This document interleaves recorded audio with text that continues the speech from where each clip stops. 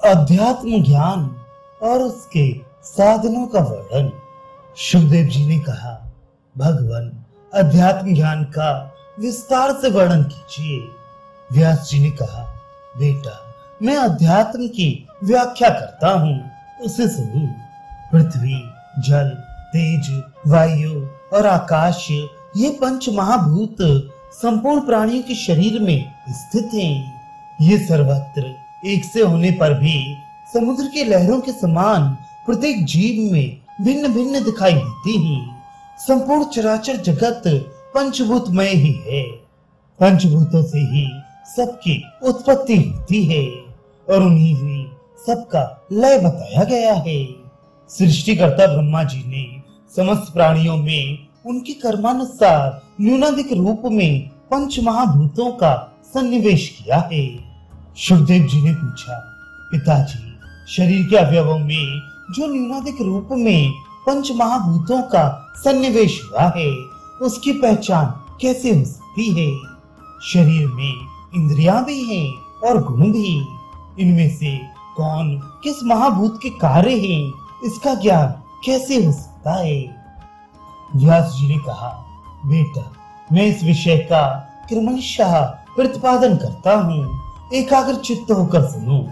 शब्द, श्रोतेंद्रिय और शरीर के संपूर्ण छिद्र आकाश से उत्पन्न हुए हैं। प्राण, चेष्टा और स्पर्श की उत्पत्ति वायु से हुई है। रूप, नेत्र और जठरानल, ये तीनों अग्नि के कार्य हैं। रस, रसना और स्नेह, ये जल के गुण हैं। गंध, नासिका और शरीर भूमि के कार्य हैं।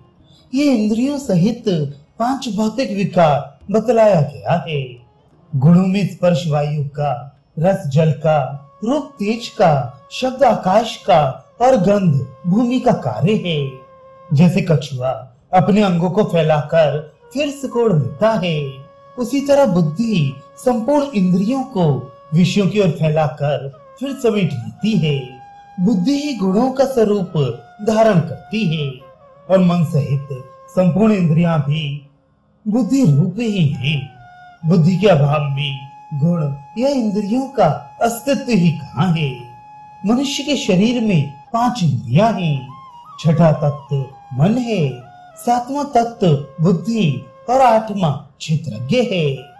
आंख देखने का ही काम करती है, मन संदेह करता है और बुद्धि उसका निश्चय करती है, किंतु क्षेत्रज्ञ उन सब का साक्षी कहलाता है।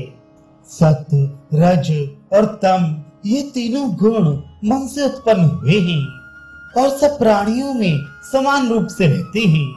उनकी पहचान उनके कार्यों द्वारा होती है।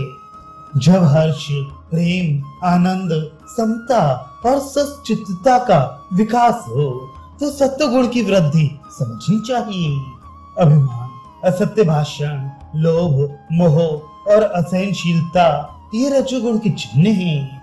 मोह, प्रमाद, निद्रा, आलस्य और अज्ञान को तमोगुण का कार्य जानना चाहिए। शुभदेव, कर्म करने में तीन प्रकार से प्रेरणा मिलती है। पहले तो मन में नाना प्रकार के भाव उदय होते हैं, फिर बुद्धि निश्चय करती है, तत्पश्चात हृदय उनकी अनुकूलता और प्रतिकूलता का विचार करता है। इसके बाद कर्म में प्रवृत्ति होती है। इंद्रियों की अपेक्षा उनके विषय श्रेष्ठ हैं। विषयों से मन, मन से बुद्धि और बुद्धि से आत्मा श्रेष्ठ है। भिन्न भिन्न विषयों को ग्रहण करने के लिए बुद्धि विकृत होकर नाना रूप धारण करती है। वही जब सुनती है तो श्रोत्र कहलाती है और स्पर्श करते समय स्पर्श इंद्रिय के नाम से पुकारी जाती है। वही देखते समय दृष्टि और रसास्वादन करते समय रसना हो जाती है तथा जब वह गंध को ग्रहण करती है उस समय घ्राण इंद्रिय कहलाती है। इस प्रकार बुद्धि के इन विकारों को ही इंद्रिय कहते हैं। मनुष्य जब किसी बात की इच्छा करता है तो उसकी बुद्धि मन के रूप में परिणित हो जाती है। नेत्र आदि इंद्रियां अलग अलग प्रतीत होने पर भी बुद्धि में ही स्थित हैं। इन सबको अपने अधीन रखना चाहिए। क्योंकि जब मनुष्य अपनी इंद्रियों को अच्छी तरह से वश में कर लेता है, तो जिस प्रकार दीपक के प्रकाश में किसी वस्तु का आकार स्पष्ट दिखाई देता है, उसी प्रकार उसे ज्ञानालोक में आत्मा का साक्षात दर्शन होता है। जैसे अंधकार दूर हो जाने पर सबको प्रकाश दिखलाई देता है, उसी प्रकार अज्ञान का नाश होने पर ज्ञान स्वरूप आत्मा का साक्षात्कार होने लगता है। जैसे जलचर पक्षी जल में विचरता हुआ भी उससे लिप्त नहीं होता, उसी प्रकार मुक्त योगी संसार में रहकर भी उसके गुण दोषों से बचा रहता है। जो अपने पूर्वकृत कर्मों को त्याग करके सदा परमात्मा के चिंतन में ही लगा रहता है, वह संपूर्ण प्राणियों का आत्मा हो जाता है और विषयों में कभी आसक्त नहीं होता। गुण आत्मा को नहीं जानते, किंतु आत्मा उन्हें सदा जानता रहता है, क्योंकि वह गुणों का दृष्टा है। गुण और आत्मा में यही अंतर है। प्रकृति ही गुणों की सृष्टि करती है, आत्मा तो उदासीन की भांति अलग रहकर देखा करता है।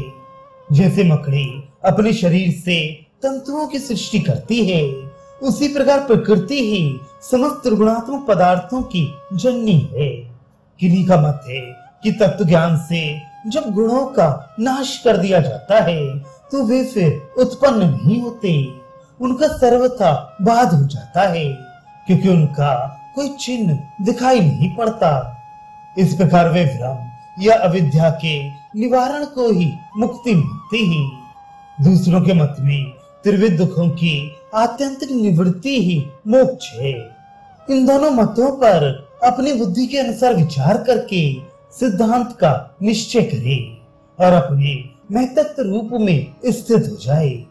आत्मा आदि अंत से रहित है, उसे जानकर मनुष्य हर्ष और क्रोध को त्याग दे और सदा मात्सर्य रहित होकर विचरे। हृदय की अविद्यामय ग्रंथि को जो बुद्धि के चिंता आदि धर्मों से सुदृढ़ हो रही है, काटकर शोक और संदेह से रहित तथा सुखी हो जाए। जैसे तैरने की कला न जानने वाले मनुष्य यदि भरी हुई नदी में कूद पड़ते हैं तो गोते खाते हुए दुख उठाते हैं, उसी प्रकार अज्ञानी मनुष्य इस संसार समुद्र में डूबकर कष्ट भोगते रहते हैं, किंतु जो तैरना जानता है वह जल में भी स्थल की ही भांति चलता है। उसी तरह ज्ञान स्वरूप आत्मा को प्राप्त जो संपूर्ण प्राणियों के आवागमन को जानता तथा उनकी विषम अवस्था पर विचार करता है, उसे परम शांति प्राप्त होती है। ब्राह्मण में इस ज्ञान को प्राप्त करने की सहज शक्ति होती है। मन और इंद्रियों का संयम तथा आत्मा का ज्ञान ये मोक्ष प्राप्ति के लिए पर्याप्त साधन है। श्रम और आत्मज्ञानी पुरुष अत्यंत शुद्ध बुद्धि से ही जाता है। ज्ञानी का इसके सिवा और क्या लक्षण हो सकता है। बुद्धिमान मनुष्य इस आत्म तत्व को जानकर कृतार्थ हो जाते हैं। ज्ञानी पुरुष को जो सनातन गति प्राप्त होती है उससे बढ़कर उत्तम गति और किसी को नहीं मिलती।